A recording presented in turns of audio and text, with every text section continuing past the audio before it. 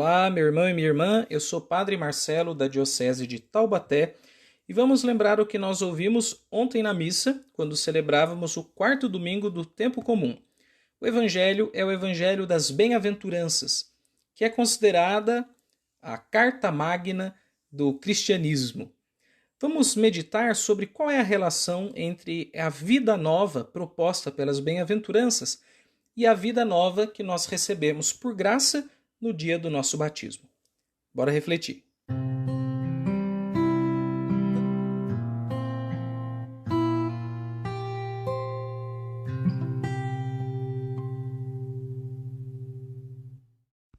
Vamos seguir o seguinte percurso de reflexão. Primeiramente, vamos pensar no ritual do batismo, qual é o momento em que nós deixamos assim simbolizada a vida nova que nós desejamos, pedimos e ganhamos da parte de Deus. No segundo momento, vamos pensar as bem-aventuranças como a vida nova de Jesus. E num terceiro momento, vamos relacionar as bem-aventuranças de Jesus com o nosso batismo, a nós, discípulos do Mestre e Senhor. Primeiro ponto, o ritual do batismo.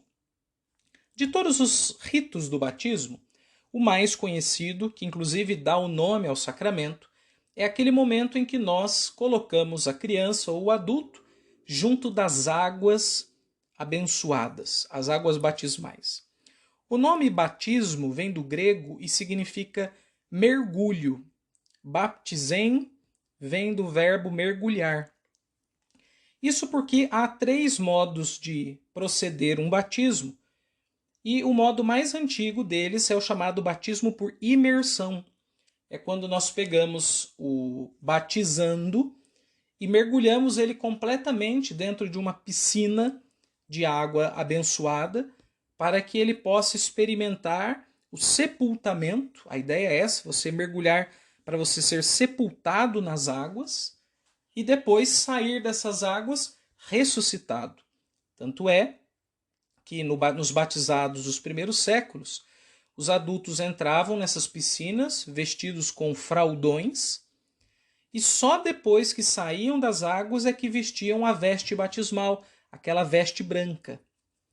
Então essa é a primeira forma de batizar, que dá o nome ao batismo e que é mergulhando para sepultar e simbolizar morte e ressurreição com Jesus. Os outros 2 modos são o batismo por derramamento, que é o mais tradicional, que nós pegamos uma concha e jogamos 3 vezes a água na cabeça do batizando. Eu te batizo em nome do Pai, do Filho e do Espírito Santo. E o chamado batismo por aspersão, que é quando nós, com um instrumento próprio, apenas jogamos a água sobre a criança, como quando o padre vai dar a bênção a algum objeto ou nas pessoas na missa, e tem aquele instrumento chamado de aspersório, que ele é uma espécie de baldinho com água, e dentro desse balde um outro instrumento que puxa a água e depois o padre vai jogando sobre as pessoas. Isso se chama aspergir. E o terceiro tipo de batismo é esse, que é pouco usual e é mais comum a gente ver em casos de emergência. Por exemplo, se você vai batizar uma criança num hospital, na UTI neonatal, você usa esse método porque ele é mais sutil, derrama menos água, é menos traumático. E às vezes no hospital é a única forma de você conseguir batizar uma criança. Mas veja, dessas 3 formas de batizar, por imersão, por derramamento ou por aspersão, o sentido é o mesmo: morrer e ressuscitar. Entrar nas águas e ganhar uma vida nova. Ou como dizia Jesus a Nicodemos, no Evangelho de João, é preciso nascer do alto. E quem faz isso é o Espírito Santo, através da água do batismo. Então esse é o grande símbolo de que a partir do batismo a gente morre com Jesus e a gente ressuscita para uma vida nova com Jesus. E essa vida nova é viver com Jesus pulsando dentro de nós. Então Jesus vive em nós. Como diz Paulo, não sou eu que vivo, é Cristo que vive em mim. Esse é o ideal da vida cristã. Bem, e o que isso tem a ver com as bem-aventuranças? Ora, se é Jesus que vive em mim, eu tenho que saber, mas como Jesus vive? O que Jesus faz? Qual é o jeito, o estilo, a forma que ele usa no seu cotidiano? E daí vem o Evangelho das Bem-aventuranças. Este Evangelho é uma radiografia do coração, da alma e das práticas de Jesus. Nós, seres humanos limitados, falhos, somos duplos no nosso comportamento e fala. Fazemos uma coisa e dizemos outra. Mas Jesus era um homem íntegro. Íntegro no sentido de ele era uma coisa só. O que ele fala, ele faz. O que ele faz, ele fala. Então há nele uma virtude que nós chamamos de magnanimidade, que é a capacidade de você viver aquilo que você ensina ou que você pensa e não ficar em desarmonia das dimensões, a ação e a dimensão da teoria ou da reflexão. Jesus era magnânimo e o seu ensino revelava isso. Por isso dizia-se no tempo dele, é alguém que ensina com autoridade. Qual é a autoridade de Jesus? Autoridade de vida. O que ele fala, ele faz. Ele é a encarnação, o reflexo vivo de tudo aquilo que ele diz. Por isso chamava tanto a atenção, porque vê-lo era como escutá-lo, e escutá-lo era vê-lo. Então, em Jesus não há essa duplicidade. O que torna as bem-aventuranças um texto privilegiado, que é inclusive chamado por alguns autores a carta magna do cristianismo, ou o espírito da nova lei, ou da nova aliança. E é também tão significativo esse texto, que ele é considerado uma pauta de exame de consciência. Assim como os 10 mandamentos no Antigo Testamento são uma grande referência de vida, e nós, quando vamos confessar, fazemos o exame de consciência a partir dos 10 mandamentos, no Novo Testamento, os mandamentos que vêm para completar os antigos, porque Jesus disse que não veio a abolir, mas para completar, são muitos, mas as bem-aventuranças são um retrato privilegiado deles. Até seria bom, seria ideal, que quando a gente fosse se confessar, não fizéssemos o exame de consciência só a partir dos 10 mandamentos, mas também usando as bem-aventuranças, perguntando para cada uma delas como estamos vivendo. Por exemplo, bem-aventurados os pobres em espírito, porque deles é o reino dos céus. Eu tenho um espírito pobre? Bem-aventurados os mansos, porque possuirão a terra. Eu cultivo a mansidão? Sou uma pessoa agressiva? Qual é o meu perfil? Qual é a minha tendência? Qual é a minha inclinação? Bem-aventurados os puros de coração, porque verão a Deus. Meu coração é puro? Eu me alimento com coisas que tornam o meu coração puro ou eu me alimento com impurezas? E assim vai. Eu estou fazendo um exame bem breve, assim, bem só partindo do texto, mas cada uma dessas bem-aventuranças poderia render muita reflexão. E a gente seria melhor cristão se a gente fizesse esse exame da bem-aventurança. Porque se a gente cumpre certinho os 10 mandamentos, nós somos excelentes judeus. Mas não necessariamente a gente está imbuído pelo Espírito de Jesus. Então é preciso dar um passo. Jesus mesmo praticava os mandamentos, então a gente também deve praticá-los. Só que para avançar, para ser mais, então é preciso uma outra atitude. É preciso seguir as bem-aventuranças. E elas nos fazem dar a Deus e ao próximo esse mais, que é o que Jesus encarnou na sua vida. Ora, e o que isso tem a ver com a nossa vida cristã de batizados? Bem, o batismo começa em nós uma vida nova. E essa vida nova, ela não é só uma espiritualidade. A partir de agora eu rezo mais. A partir de agora eu sou uma pessoa mais espiritualizada. Não é só isso.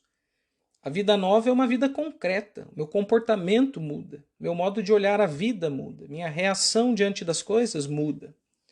Então, as bem-aventuranças são uma pauta ética e espiritual, muito concreta, para a gente ir fazendo a nossa própria conversão. E ela nos convida a ter pureza de coração, promover a paz, ser misericordiosos, alimentar fome e sede de justiça, cultivar mansidão. Se a gente olhar bem, as bem-aventuranças, elas são uma terapêutica, porque elas vão curando aquilo que a gente traz de mais obscuro dentro de nós, e nós trazemos muita escuridão dentro de nós. Um filósofo francês chamado Auguste Comte Sponville, num livro chamado Pequeno Tratado das Grandes Virtudes, ele faz referência às chamadas paixões tristes.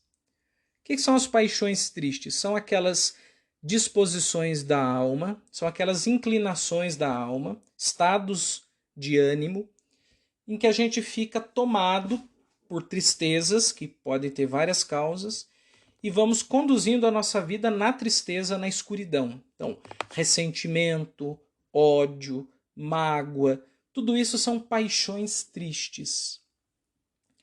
E quando nós vamos conduzindo a nossa vida por esse caminho, nós vamos deixando a escuridão tomar cada vez mais a gente. E a gente vai não só sendo conduzido por uma paixão que é triste, mas a gente vai se tornando triste. A gente vai se entristecendo, ou em termos mais gerais, a gente vai perdendo vitalidade. Não é triste no sentido cotidiano, uma coisa ruim aconteceu comigo, eu fiquei triste. Isso é natural. Aqui o que se trata é de a alma ir se tornando cada vez mais prostrada, cabisbaixa, obscura, jogada na sarjeta de si mesma. Então, nesse caso, como vencer as paixões tristes? Como vencer todos aqueles vícios que estão dentro do nosso coração e os pecados com os quais a gente se acostumou e que, na verdade, vão jogando a gente cada vez mais para longe de Deus. E por isso vão nos roubando vida, entristecendo, praticando as bem-aventuranças. A palavra bem-aventurança significa felicidade. Bem-aventurado é a pessoa feliz. Só que a felicidade de Deus não é assim como comer uma sobremesa que me faz me sentir bem. É muito mais que isso. É uma felicidade que supõe transformação, que gera transformação. Então é uma felicidade potente, transformadora, transfigurante, ou a gente diria santificante. Bem-aventurados. Por isso a gente chama os santos também de bem-aventurados. Não só porque eles veem a Deus, porque eles estão com Deus, mas porque a vida deles era uma vida toda eivada pela luz do Senhor. Então, quando a gente pratica as bem-aventuranças, a gente vai vencendo o governo interior das paixões tristes e se deixando governar por uma outra lógica, que é a lógica da bem-aventurança. E você, o que te conduz? A tristeza ou a bem-aventurança?